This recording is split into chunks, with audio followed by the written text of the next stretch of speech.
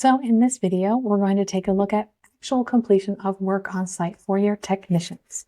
We have prepared and informed in regards to what we should be handling, but let's look at a couple of features in regards to actual completion of my service on site.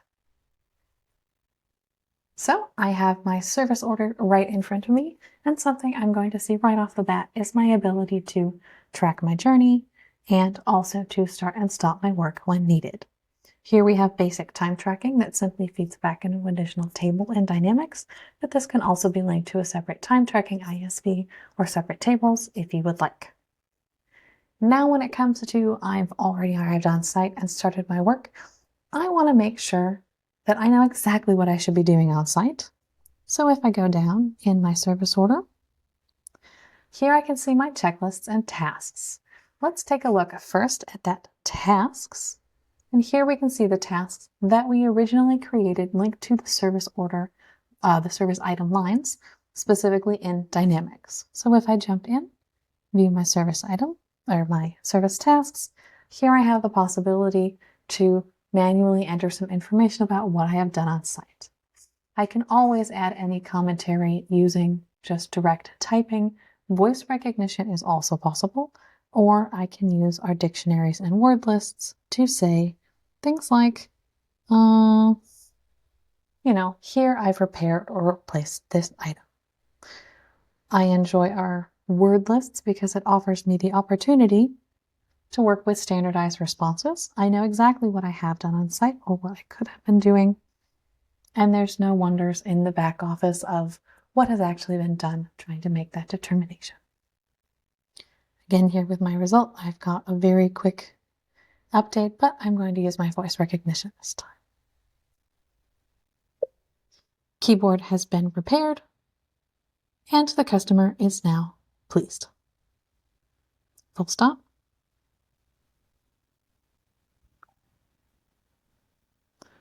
I can always go and amend things if it perhaps didn't always 100% get me. It missed adding just a dot at the end of my sentence. I want to make that look a little better. I can also make some other amendments as well. Once I finish that, I can see that all of my tasks are done, and then I can jump back into documentation.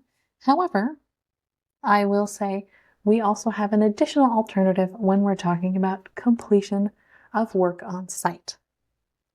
While our tasks are linked specifically to the service item line and means your service would need to start in Dynamics, we like to make things a little more dynamic, and we also have added our checklist feature.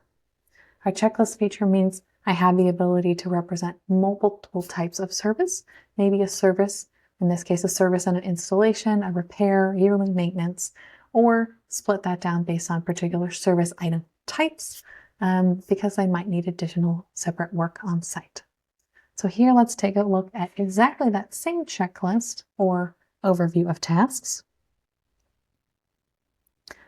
And I can see I have the same similar questions, but a little more dynamically represented. With my red, I have my mandatory fields.